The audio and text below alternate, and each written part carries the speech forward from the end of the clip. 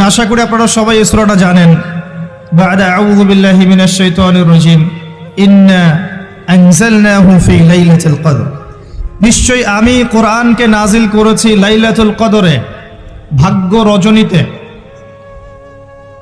ওয়া মা আদরাকা মা লাইলাতুল কদর, হে নবী মুহাম্মদ সাল্লাল্লাহু আলাইহি ওয়াসাল্লাম, আপনি কি জানেন লাইলাতুল কদর কি জিনিস? লাইলাতুল কদরি খায়রুম মিন আলফি শাহর, লাইলাতুল কদর হচ্ছে হাজার মাসের চাইতে উত্তম। এখানে গাণিতিকভাবে ব্যাখ্যা করতে যাবেন না, 1000 মাস সমান সমান কত বছর হয়, ব্যাপারটা এমন নয়। এখানে আধিক্য বোঝানো হয়েছে। হাজার হাজার মাস ইবাদত করলে যে নেকি হয়, এক রাত ইবাদত করলে সে নেকি হয়ে যাবে ইনশাআল্লাহ। এই রাতে কি হয়? স্পেশাল তানাজ্জালুল মালাইকাতু ওয়ার রূহ। এই মাসে আল্লাহর পক্ষ থেকে আল্লাহর ফেরেশতারা নেমে আসেন। কোথায় নেমে আসেন? পৃথিবীতে। তাদের সর্দার হিসেবে থাকেন জিবরাইল আলাইহিস সালাম।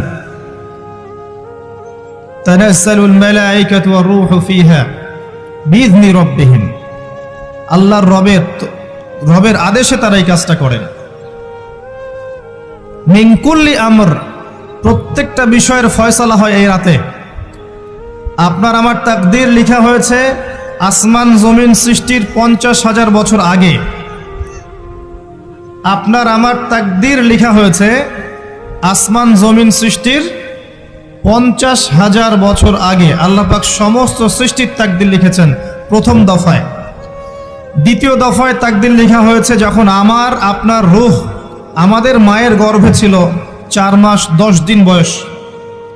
ওই সময় আল্লাহর পক্ষ থেকে ফেরেশতা আসেন, এসে লিখে দেন তার হায়াত, তার রিজিক, সে সৌভাগ্যবান না দুর্ভাগ্যবান। এরপর রূহটাকে ফুঁকে দেন, বাচ্চা নড়াচড়া শুরু করে। এর আগ পর্যন্ত পেটের মধ্যে বাচ্চা নড়াচড়া করে না। যখন রূহটা ফুঁকে দেওয়া হয় তারপর থেকে বাচ্চা নড়াচড়া শুরু করে। দ্বিতীয় দফায় তাকদীর লেখা হয়। এরপরে তৃতীয় দফা লেখা হয় এই লাইলাতুল কদরে, যে আগামী 1 বছর কি হবে, আপনি কি করবেন। অর্থাৎ 1 বছরের বাজেট প্রণয়ন করা হয় প্রত্যেক লাইলাতুল কদরে। তানাজ্জালুল মালাইকাতু ওয়ার রূহ ফিহা বিইذনি রাব্বিহিম মিন কুল্লি আমর। এই রাতের আরেকটা বৈশিষ্ট্য হচ্ছে সালামুন হিয়া হাত্তা মাতলাইল ফজর, ফজর পর্যন্ত এই রাতে শান্তি শান্তি শান্তি শান্তি প্রশান্তি বজায় থাকে।